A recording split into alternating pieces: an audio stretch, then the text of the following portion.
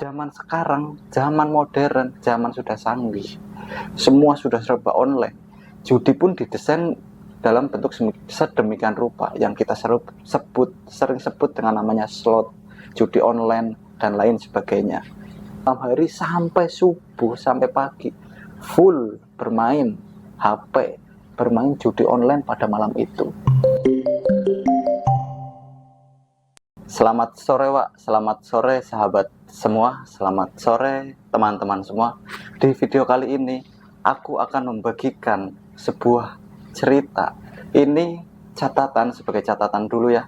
Pertama, ini hanya sebuah edukasi, ini hanya sebuah wadah lah untuk aku menceritakan apa yang aku lihat di sekitar tempat tinggalku saat ini dan untuk tempat tinggalku di kampung halaman yang jauh dari sini. Nah, di sana, di tempat tinggalku yang jauh di sana juga tak berbeda jauh dengan tempatku yang berada saat ini. Nah, apa kejadian di sekitar yang ingin diceritakan? Nah, di sini aku ya, Pak, ingin menceritakan fenomena kejadian yang semua orang sudah tahu tapi tetap ia lakukan. Kenapa sih sudah tahu, sudah berujung negatif tapi tetap dilakukan? Nah, di sini aku akan beberapa menyampaikan yang aku tahu, yang aku dapatkan, dan yang aku anggap ini perlu disampaikan untuk sahabat semua, menjadi catatan, menjadi peringatan, menjadi ingatan, dan menjadi himbauan agar tidak terjerumus dalam hal-hal yang berujung negatif, merusak diri, bahkan menghancurkan masa depan kita, sampai-sampai bisa menghancurkan keluarga, memisahkan, memecah belah pertemanan, persaudaraan, dan lain sebagainya. Nah, di sini ya benar sekali, di sini banyak sekali yang terjerat dalam permainan situs judi, terutama judi online. Nah, untuk perjudian sendiri, judi ini sudah ada sejak puluhan tahun yang lalu, bahkan ratusan tahun yang lalu, di mana dalam hal itu, dalam zaman-zaman dahulu, permainan ini memang sangat menjanjikan. Tidak perlu usaha keras, tidak perlu kerja keras, kita bisa melipat gandakan apa yang kita miliki, yaitu yang dijanjikan oleh bandar, yang kita sebut saat ini bandar. Nah, di situ kita hanya meletakkan, kita memilih salah satu angka, memilih gambar. Nah, mungkin itu perjudian klasik zaman dulu. Nah, zaman sekarang, zaman modern, zaman sudah canggih, semua sudah serba online. Judi pun didesain dalam bentuk sedemikian rupa yang kita sering sebut dengan namanya slot, judi online, dan lain sebagainya. Nah, di video kali ini aku akan menceritakan dari anak kecil, anak yang masih duduk di bangku sekolah, orang yang sudah bekerja, sudah memiliki penghasilan, sampai bapak-bapak, ayah-ayah yang sudah berkeluarga, tak lepas dari jerat perjudian ini. Nah, dari sekian banyak orang yang saya amati, kebanyakan adalah orang yang masih berada dalam kondisi, mohon maaf ya, kondisi miskin, kondisi kurang finansial. Mungkin sudah ada orang yang merasa cukup, awalnya iseng-iseng lah karena melihat teman, karena dia gabut, dan akhirnya juga ada yang sampai terjerumus dalam hal seperti itu. Di sini aku akan menceritakan ya, di sini Wak, ada sahabatku, temanku, sampai saudara dekat, kerabat yang terjerumus dalam hal seperti ini. Satu waktu aku ini sebenarnya nggak tahu kalau orang ini juga terjerumus dalam perjudian ini, dalam bentuk judi online itu. Nah, aku lihat orangnya ini pendiam, jaranglah dia ribut, hura-hura, kerjaannya di kamar, setiap hari dirinya di kamar. Dan saat ini anaknya masih sekolah, orang tuanya tidak tahu, dan saya juga tidak memberitahu karena takutnya nanti saya dikira menjelek-jelekan lah.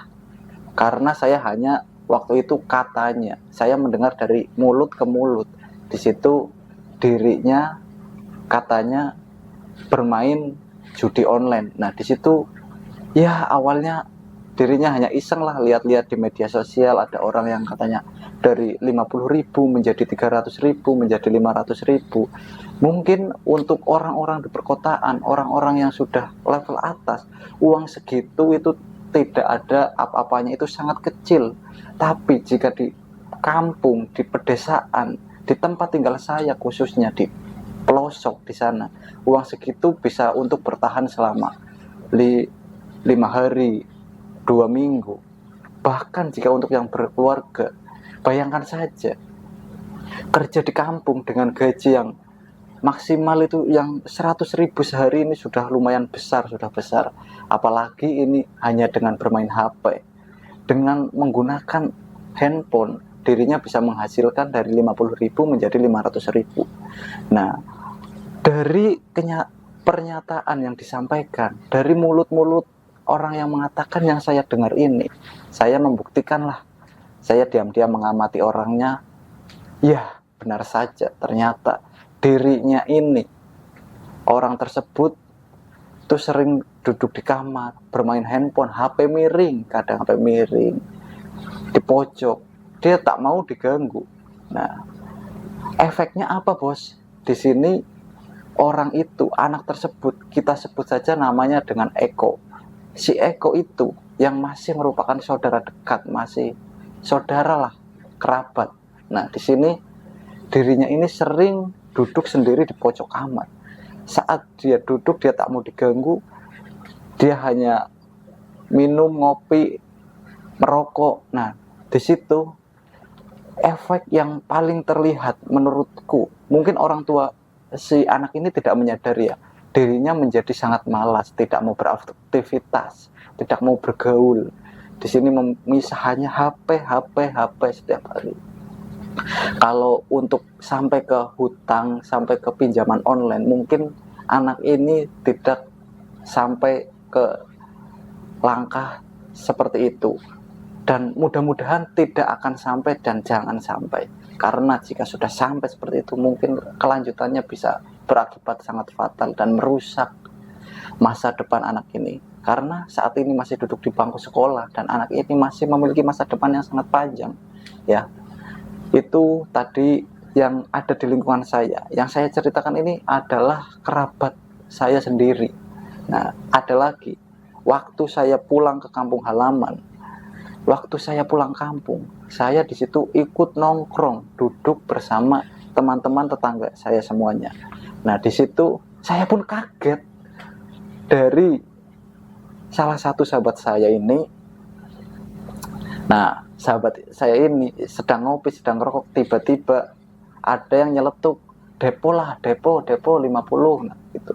Di situ aku, ya, Pak, yang memang kalau untuk hal-hal seperti itu aku tidak mensupport sih.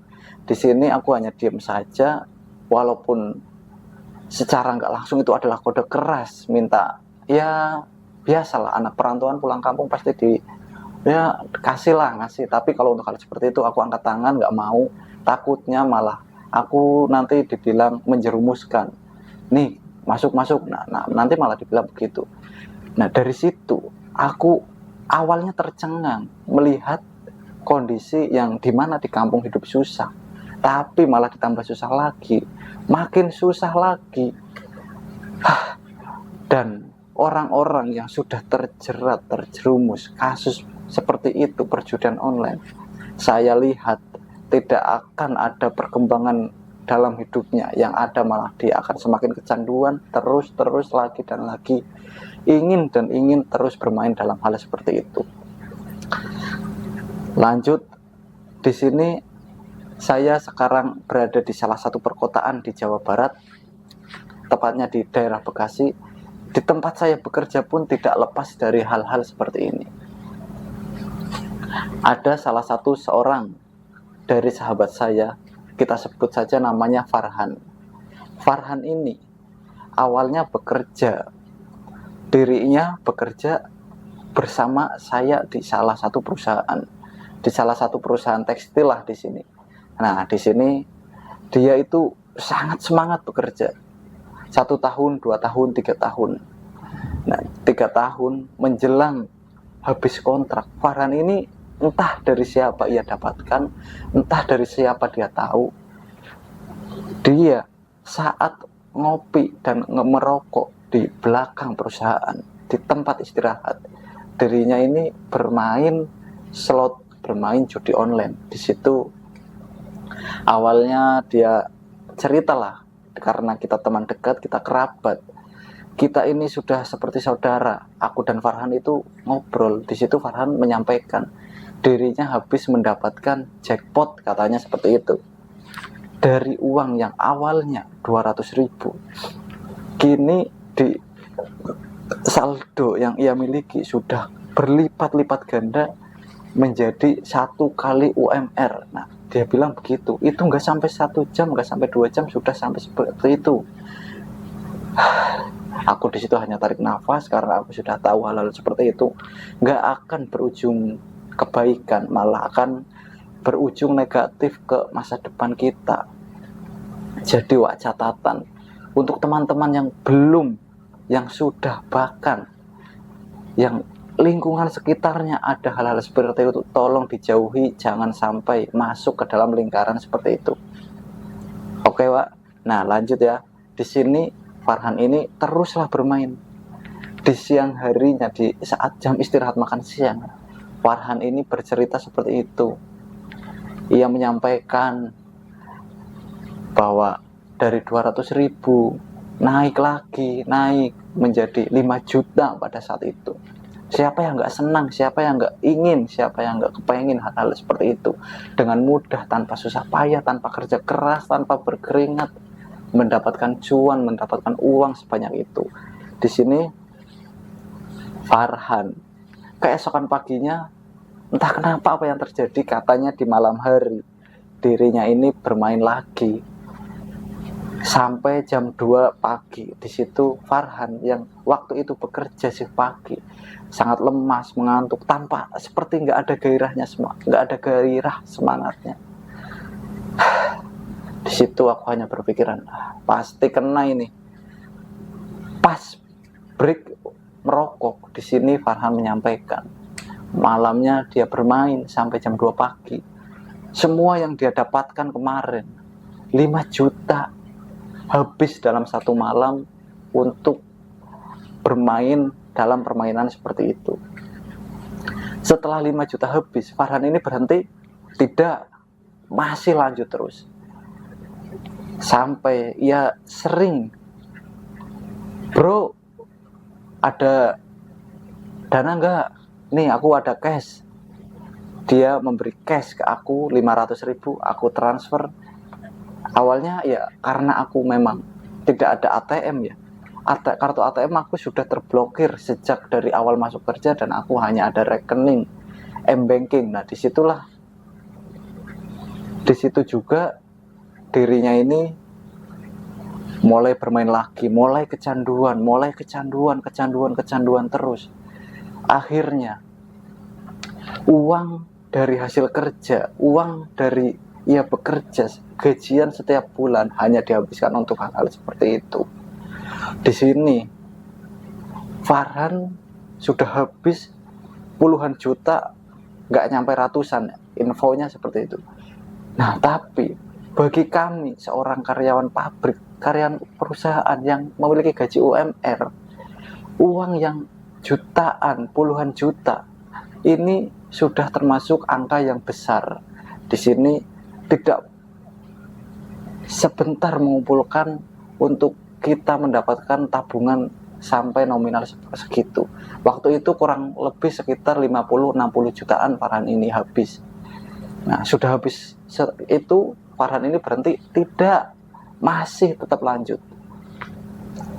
Endingnya di mana? Nah, di sini ketika Farhan ini tidak bekerja di perusahaan bersama aku lagi, Wak. Dirinya ini kan waktu bekerja memiliki 2 HP, memiliki motor, memiliki barang-barang. Nah, itulah barang-barang, HP, dan motor ini sempat ia jual. Motor ia gadekan, ia beli lagi, tebus lagi. Tapi barang-barang dia jual. HP yang 2 ia jual 1. Kenapa tidak dua-duanya? Nah, satunya ini katanya untuk tetap ia bermain. Nah, sebegitu parahnya lah, rusak otak, pikiran, akal, sudah kacau, semua sudah terlibat, semua sudah hancur, semua sudah hilang. Baru ketika tidak memiliki apa-apa, Farhan ini sadar. Untuk saat ini Farhan ini sudah pulang kampung, dia kembali ke kampung halamannya. Semoga di kampung halamannya, kita doakan saja Farhan ini tidak melanjutkan hal-hal seperti ini lagi, dan ia tersadar bahwa apa yang dilakukannya ini tidak baik dan bisa merusak dirinya untuk ke depan. Nah, untuk Farhan ini, saya tidak tahu dirinya ini sampai melangkah ke pinjaman online atau tidak, ya, karena untuk hal itu saya tidak mau menanyakan, dan dia, si Farhan ini juga tidak bercerita kepada diri saya. Nah, itu tadi Farhan yang habis kurang lebih sampai 50-60 jutaan pada waktu itu. Ada lagi nih, Wak, lanjut lagi nih. Ini bukan teman dekat saya, ini bukan kerabat saya, ini adalah teman dari teman saya. Nah, maksudnya gimana, Wak?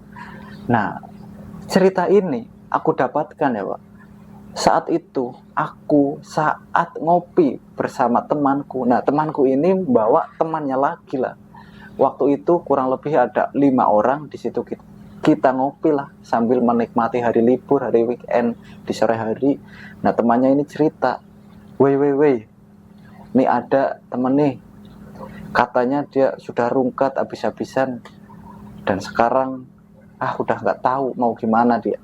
Nah, katanya awalnya semua berawal saat yang kita sebut saja ini namanya adalah Rudy yang pada saat itu masih berusia 19 tahun. Dirinya berangkat merantau ke salah satu daerah di Bekasi, di perusahaan. Ya, perusahaan di sini perusahaan elit lah. Ya, gimana tidak? Sebagai anak yang lulusan SMK, SMA sederajat, bekerja di perusahaan itu sudah merupakan langkah pertama untuk menuju kesuksesan, menuju financial freedom lah, menuju tabungan yang masa depannya sudah terbayang. Walaupun di perusahaan gaji maksimal ya 2 digit lah, 13, 14, 15 jutaan. Nah, di sini Rudy yang anak baru lulus memiliki gaji sebesar itu dengan jam kerja yang tidak begitu banyak jam kosong.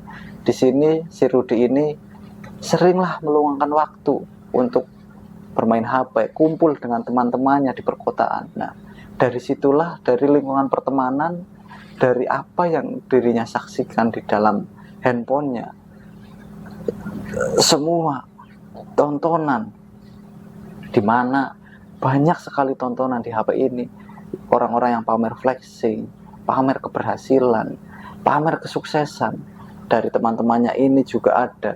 Nah, di sini Rudy pada waktu itu berpikir bagaimana dirinya cepat menuju kesuksesan.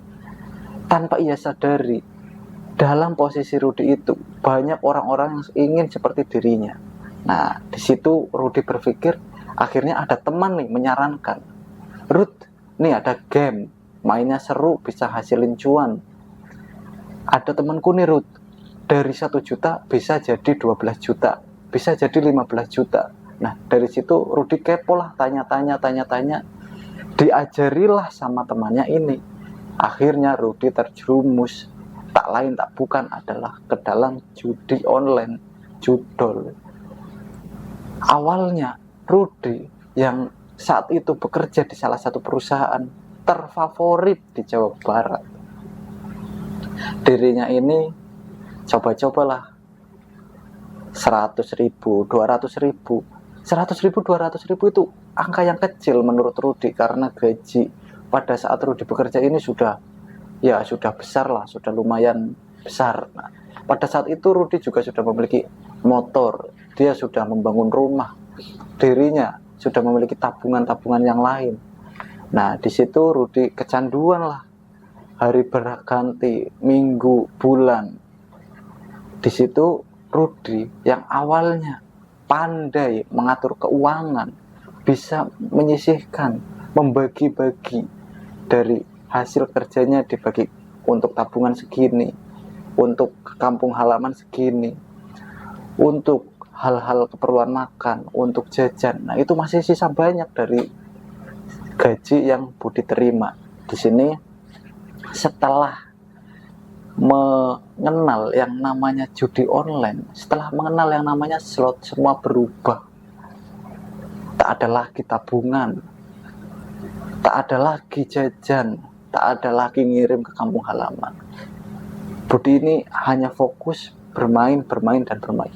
Awalnya memang cuma iseng-iseng kecanduan, ingin sukses seperti orang-orang yang ia lihat di media sosialnya. Di situ Rudi bermain.